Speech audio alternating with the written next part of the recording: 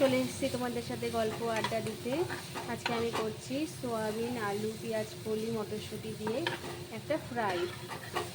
হালকা একটু জল দেব, কিন্তু এটা একদম শুকনো শুকনো ঝরঝরা থাকবে। এটা পরোটা, রুটি দিয়ে, লুচি দিয়েও খেতে ভীষণ ভালো লাগবে।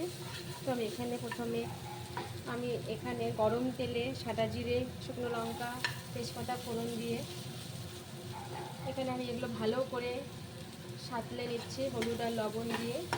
এখন আমি এখানে জিরে গুঁড়ো, গরম মশলা গুঁড়ো আর কাশ্মীরি লাল মির্চ অ্যাড করব।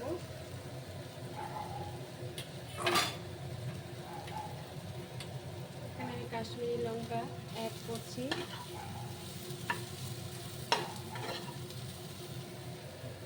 তারপর আমি এখানে জিরে গুঁড়ো অ্যাড করব। আর একদিকে আমার ভাত হচ্ছে, জিরে গুঁড়ো,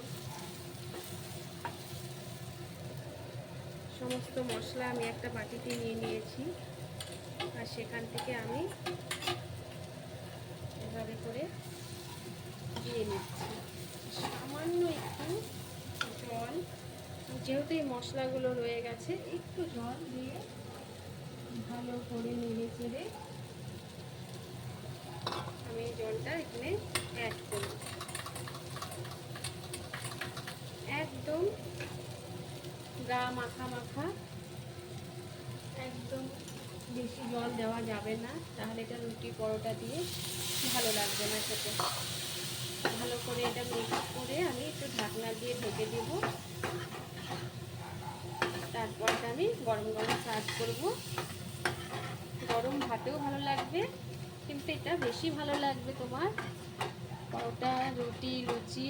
আর যে যেরকম ঝাল খেতে পছন্দ করো অবশ্যই ঝাল দিবে। আমি এখানে কাঁচা লঙ্কা দিয়ে নিয়েছি।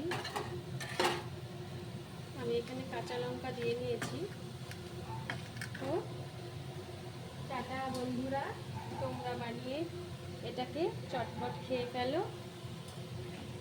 বানানোটা খুবই ইজি, বুঝতেই পারছো। এখানে আমি ঢাকনা দিয়ে ঢেকে দিচ্ছি।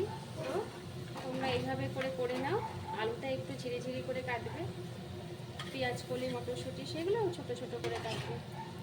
এই পেঁয়াজ কলিগুলো ছোটো ছোটো সাইজ করে কাটবে। এখন ঢাকনা দিয়ে ভালো করে ঢেকে এটাকে নামিয়ে নাও গরম গরম। তো টাটা।